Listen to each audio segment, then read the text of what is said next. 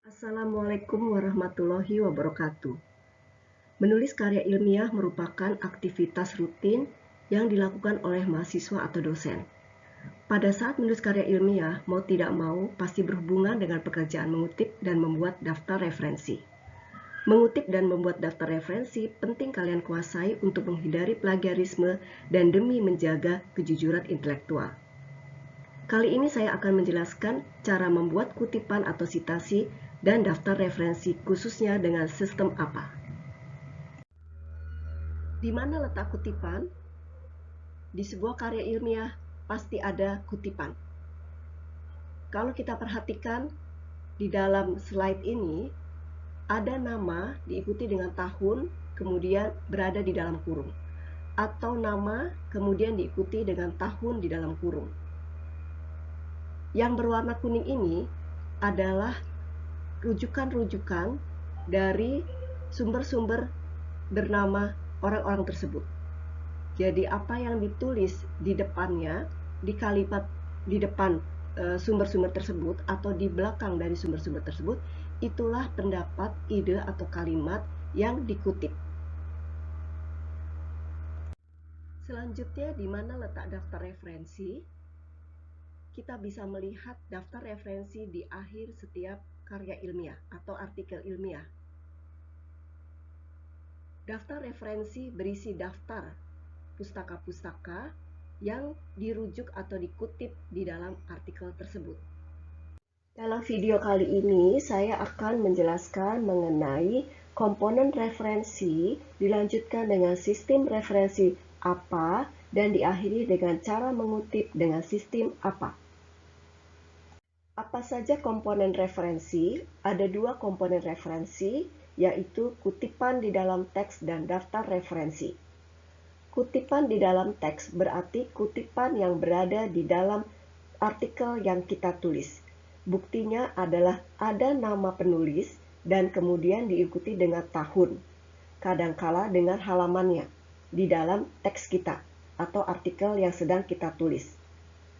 Daftar referensi berada di akhir dari artikel kita yang mencantumkan nama yang sudah tertera di dalam kutipan di dalam teks.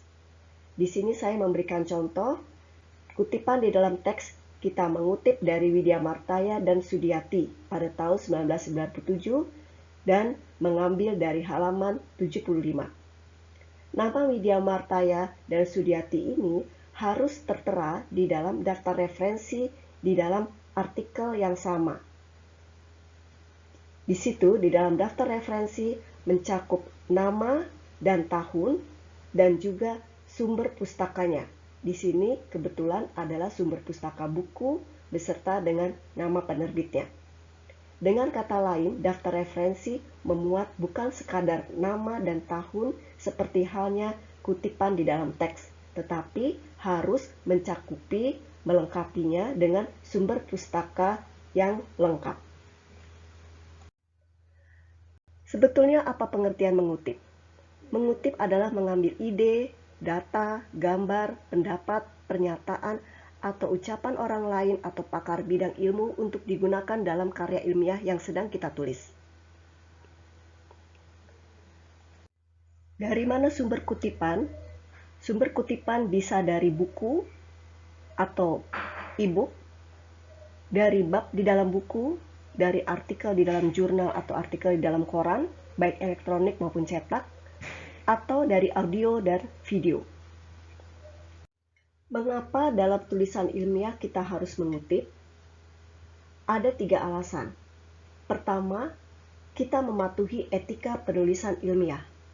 Di dalam etika penulisan ilmiah, setiap penulis jika akan mengacu atau mengambil ide atau pendapat orang lain harus mencantumkan sumber aslinya. Kemudian kita mengutip untuk mendukung fakta, argumentasi, pendapat, atau analisis di dalam tulisan kita. Maka kita akan mengambil tulisan orang lain untuk tujuan tersebut. Kita juga mengutip untuk menghargai karya orang lain. Kita perlu menyadari bahwa teori atau temuan-temuan penelitian itu sangat berharga, sehingga perlu kita cantumkan di dalam tulisan kita. Dengan mencantumkan di dalam tulisan kita, kita berarti sudah menghargai karya intelektual orang-orang tersebut. Ada banyak sistem referensi yang bisa kita gunakan dalam menulis ilmiah. Ada APA, MLA, IEEE, CSE, Vancouver, Harvard, dan banyak lagi. Yang jelas, kita harus memilih salah satu dari sistem referensi ini dan kita gunakan secara konsisten di dalam karya ilmiah kita. Jangan lupa bahwa satu sistem ini kita akan gunakan untuk membuat sitasi atau kutipan dan juga untuk membuat daftar referensi. Jadi antara kutipan dan daftar referensi harus menggunakan sistem yang sama.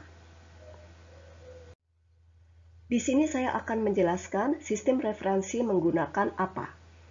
APA atau American Psychological Association adalah sistem referensi bercirikan nama belakang penulis dan tahun publikasi. Saya tekankan nama belakang penulis dan tahun publikasi, bukan nama lengkap penulis. APA ini biasanya digunakan untuk karya-karya ilmiah di bidang ilmu sosial seperti psikologi, sosiologi, pendidikan, dan ekonomi. Nah, sekarang bagaimana cara mengutip? Mengutip ada dua cara, mengutip langsung dan mengutip tidak langsung atau lebih dikenal dengan parafrase. Ketika kita akan mengutip langsung, kita akan pertimbangkan apakah kita akan mengutip panjang atau mengutip pendek. Dikatakan panjang karena yang dikutip lebih dari atau sama dengan 40 kata. Dikatakan pendek kalau kita akan mengutip kata-kata yang kurang dari 40 kata. Berikut adalah contoh mengutip langsung pendek. Ciri utama dari mengutip langsung pendek adalah penggunaan tanda petik atau tanda kutip.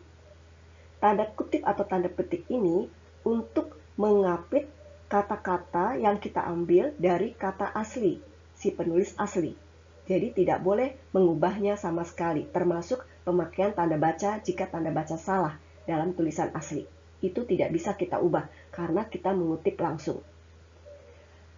Untuk mengutip langsung pendek ini, kita mengintegrasikan antara kata-kata kita sebagai penulis dan kata-kata dari penulis asli. Di sini contohnya adalah financial technology atau fintech itu adalah kata-kata penulis. Kemudian saya integrasikan dengan Wulandari, dengan mengambil kata-kata Wulandari. Maka ada integrasi antara kata-kata saya sebagai penulis dengan kata-kata yang saya ambil dari Wulandari. Bentuk lain adalah demikian. Tadi Wulandarinya ada di belakang, di akhir dari kutipan langsung pendek. Sekarang nama penulis asli Wulandari ada di depan.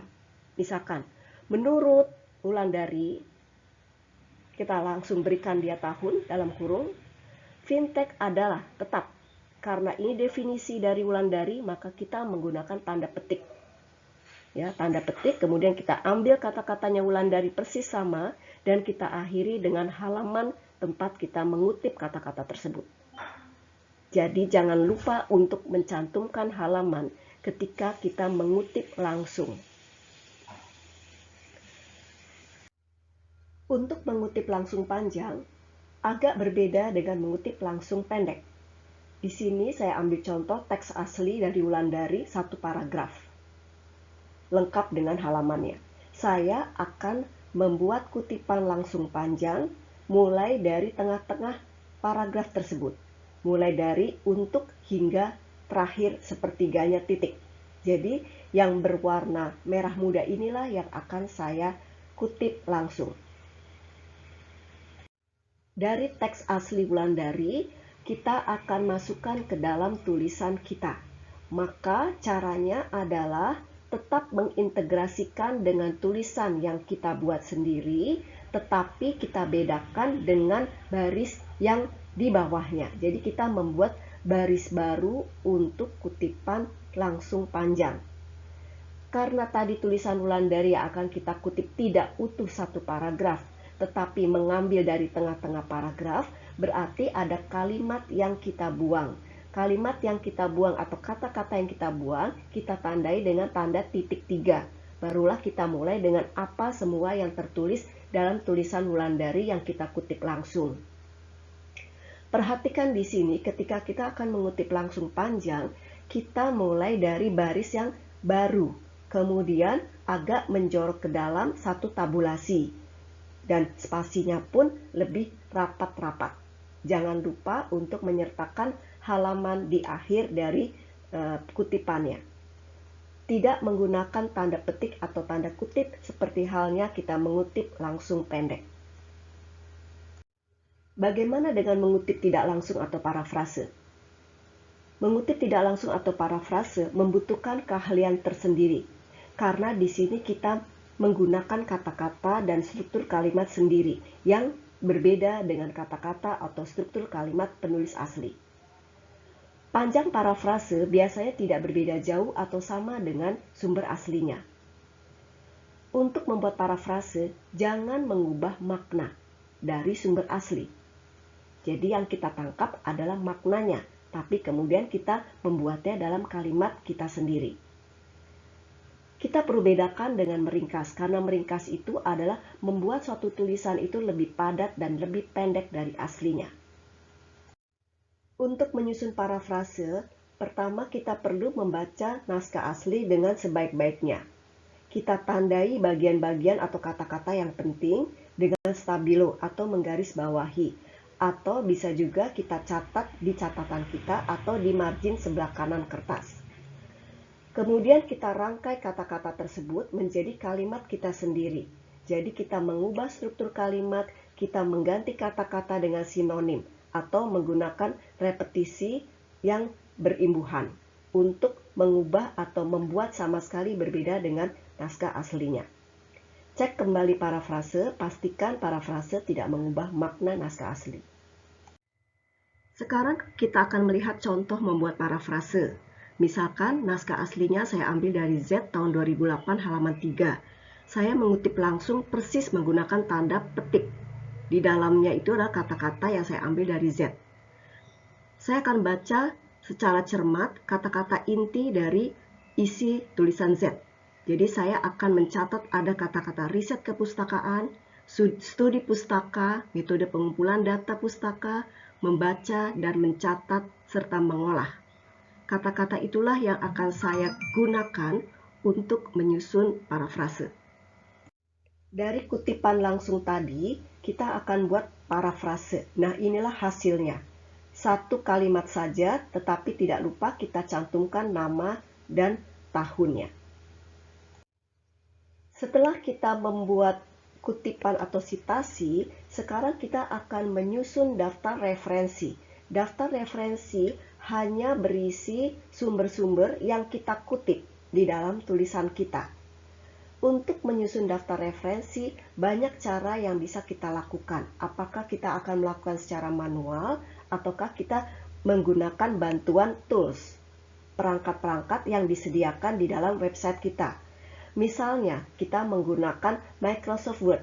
Microsoft Word juga menyediakan fitur untuk membuat daftar referensi. Seperti kita melihat ada menu references di situ, dan kemudian di situ ada style yang bisa kita pilih, dan kemudian kita akan mengklik insert citation kalau kita akan memasukkannya menjadi kutipan di dalam teks.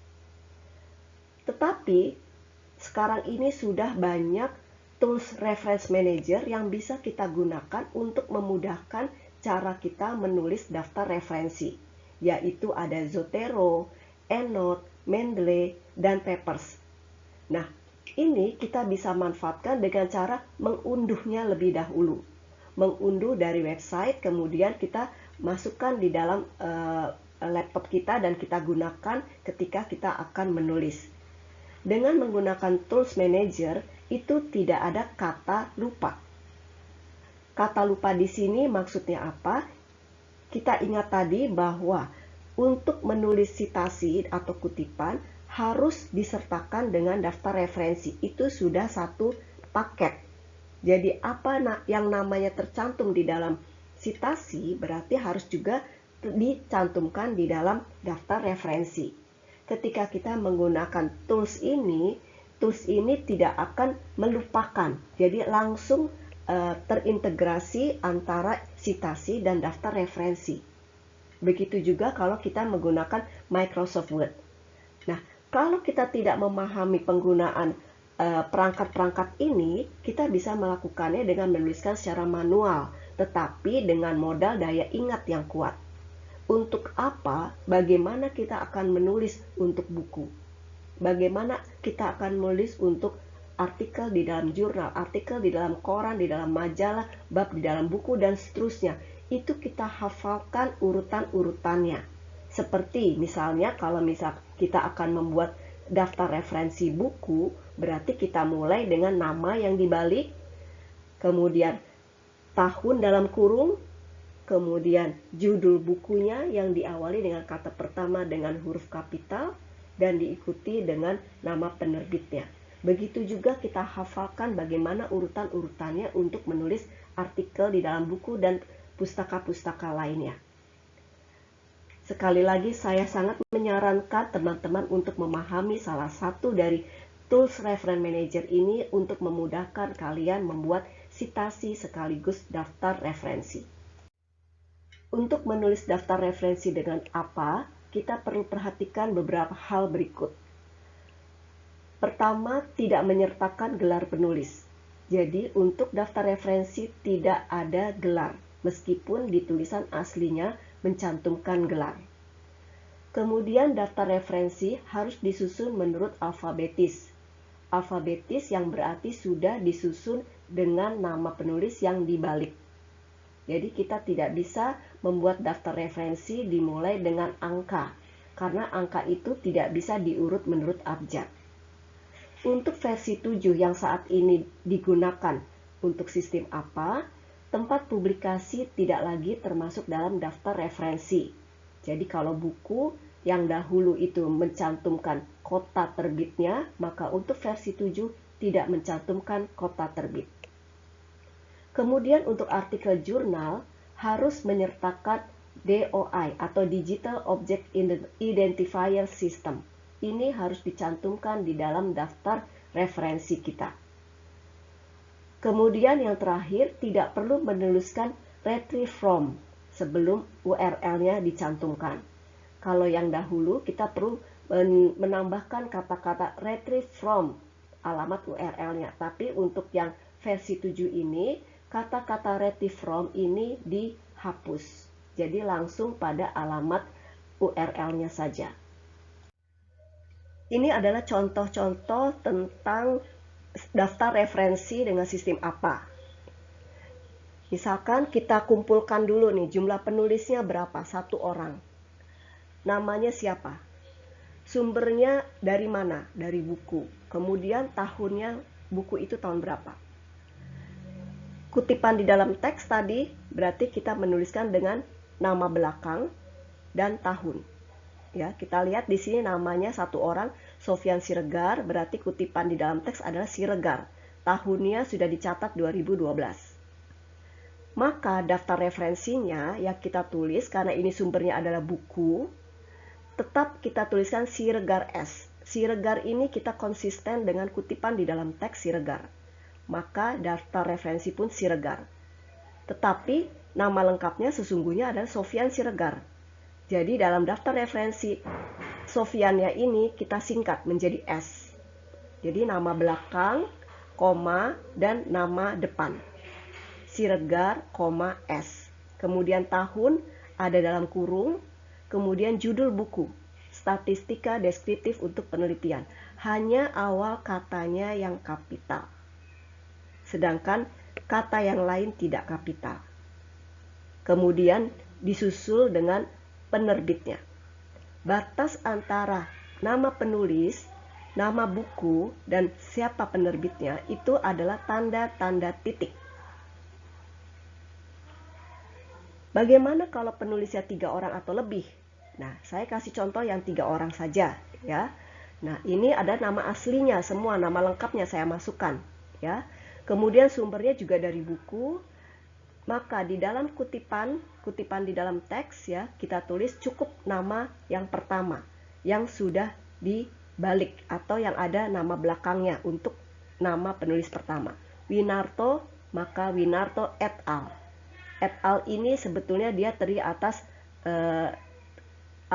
teman-teman yang lain ya, ada Ibnu Wahyudi, ada Ezra, maka di sini dituliskan adalah et al. Nama yang lain ini tidak tercantum. Kemudian masukkan tahun, karena sistemnya apa adalah nama belakang tahun, maka nama belakang, koma, tahun. Jangan lupa komanya. Bagaimana daftar referensinya? Kita tulis persis seperti ada dalam kutipan dalam teks. Winarto et al. Jangan lupa ini ada YT-nya karena berasal dari nama Yunita T. Jadi namanya, nama lengkapnya diambil tapi disingkat ketika masuk ke dalam daftar referensi. Kemudian tahunnya 2017, kemudian judul bukunya ya, karya tulis ilmiah, diperhatikan lagi ini semuanya adalah huruf kecil kecuali awal subjudul. Kemudian ada penerbitnya. Di sini kita lihat ya, untuk jumlah penulis satu, misalnya kan sumbernya adalah koran ya, ada koran cetak, ada koran dari website, maka mengutip di dalam teksnya tetap sama seperti sumber buku tadi, tetap nama belakang ya, nama belakang kita cantumkan, dan tahun, hanya nama dan tahun saja. Tetapi ketika akan membuat daftar referensi, maka tanggal, bulan, dan tahun ini harus muncul di dalam daftar referensi karena koran. Jadi kita dahulukan, misalkan di sini nama belakangnya, kemudian disingkat nama depannya, tahun dan bulan dan tanggal itu ada dalam kurung, kemudian diikuti dengan judul artikel di dalam Kompas tersebut atau dalam koran tersebut, dan kemudian baru nama korannya atau nama surat kabarnya, dan jangan lupa page-nya atau halaman dari artikel tersebut berada. Perhatikan di sini, untuk penulisan judul artikel tidak kapital semua awal katanya, tapi hanya kata pertama yang kapital. Kemudian untuk judul dari nama korannya itu harus miring. Dan setelah nama koran, kita berikan tanda koma untuk membuat halaman, page 6. Karena page disingkat, maka menjadi P titik. Begitu pula untuk yang kita ambil dari URL. URL tanggal berapa, kita catat di sini, maka kutipannya sama, nama belakang dan tahun, kemudian daftar referensinya sama, ya. Nama belakang, kemudian nama depannya disingkat, tanggal, tahun, dan tanggal, bulan, dan tahun dengan susunan adalah tahunnya lebih dahulu, kemudian bulan dan tanggal, judul artikelnya, dan kemudian nama korannya. Nama koran berarti dia harus miring. Karena dia kita tidak melihat halamannya dan kita mengambil dari URL, dari website, maka alamat websitenya itu menjadi penting. Ini yang harus dicantumkan. Tadi kita sudah pelajari bagaimana menulis daftar referensi dari buku dan artikel di dalam koran. Nah, sekarang yang tidak kalah penting, bagaimana kita menulis daftar referensi untuk artikel di dalam jurnal. Artikel-artikel di dalam jurnal itu menjadi rujukan utama ketika kalian menulis karya ilmiah. Nah, karena itu pahami ya, ketika akan menulis daftar referensi, bagaimana aturan yang sebenarnya. Yang utama di sini adalah artikel Anda itu harus paling tidak ada informasi mengenai volume, kemudian nomor, dan ada halaman. Jadi ketika kalian akan membaca suatu artikel, perhatikan ketiga hal tersebut. Ya, jangan sampai Anda sudah baca artikelnya, tetapi volumenya nggak tahu, nomornya nggak tahu, halamannya mungkin kelihatan di dalam artikel tersebut. Tapi yang paling utama, volume, tahun, dan halaman.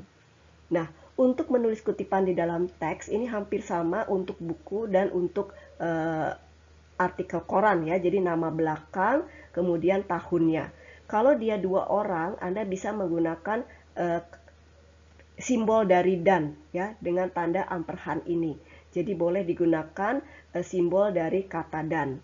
Dan untuk di dalam daftar referensi, nama berarti sama ya, seperti di sini, seperti dalam kutipan, kemudian tahun, kemudian artikelnya, judul artikelnya ditulis secara lengkap sesuai dengan artikel yang Anda baca. Ya, awal kata dari kata pertama itu kapital, sisanya tidak kapital, kecuali dia singkatan seperti ini, UMKM, atau nama kota, seperti Cilacap. Kemudian kalau dia punya subjudul, maka awal kata dari subjudul tersebut juga kapital. Selanjutnya adalah nama jurnalnya. Nama jurnalnya itu semua ditulis miring dan awal katanya adalah kapital. Itu yang membedakan dengan buku, itu yang membedakan dengan artikel. Jadi untuk nama jurnal itu awal katanya semua harus kapital. Diikuti setelah nama jurnal adalah tanda koma dan kita masukkan angka 2 yang merupakan volume. Ya, volume, kemudian dalam kurung itu adalah nomor, ya, dan kemudian dikasih koma lagi halaman 40 sampai 51. Ini yang perlu diingat, ya. Jadi setelah nama jurnal diberikan koma, kasih dia volume, dalam kurung kasih nomor, kemudian kasih koma lagi, berikan halaman. Nah, untuk artikel di dalam website yang barangkali ada doi-nya, ya, atau artikel yang ada DOI-nya, maka perlu dituliskan DOI-nya juga, ya. Untuk kutipan bisa mencantumkan seperti ini. Kalau misalkan kutipan langsung itu bisa cantumkan halaman, tetapi kalau daftar referensi, halaman itu biasanya bukan halaman yang dikutip, tapi seluruh artikel itu halamannya ada di halaman berapa, itu yang tercantum dalam daftar referensi. Jadi sama ya semuanya urutan-urutannya, tetapi jangan lupa DOI-nya atau link DOI-nya itu harus dicantumkan setelah halaman. Demikianlah teman-teman, bagaimana kita membuat citasi atau kutipan dan daftar referensi menggunakan sistem apa untuk sumber buku, untuk sumber artikel dalam jurnal atau artikel dalam koran. Semoga kalian memahami ya.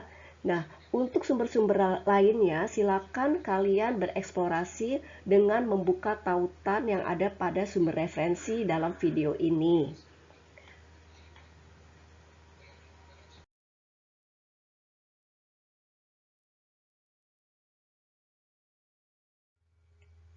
Akhir kata saya mengucapkan terima kasih atas perhatian teman-teman semua.